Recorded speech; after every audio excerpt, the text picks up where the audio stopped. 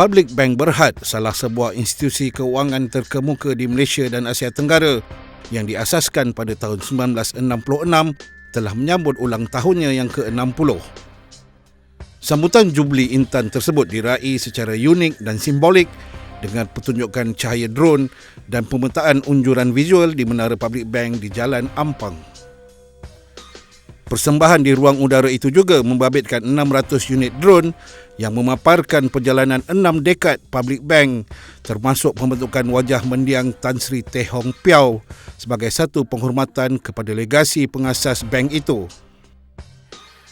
Kemuncaknya, pembentukan imej beberapa ekor kuda yang melambangkan kehadiran Tahun Kuda dan kemudiannya diikuti dengan pelancaran rasmi logo 60 tahun menerusi unjuran visual dinamik yang menggabungkan elemen cahaya pada struktur binaan Menara Public Bank. Pertunjukan ini menjadikan Public Bank sebagai bank pertama di Malaysia yang mengadakan sambutan awam dengan menggunakan gabungan teknologi drone dan pemetaan unjuran visual berskala besar.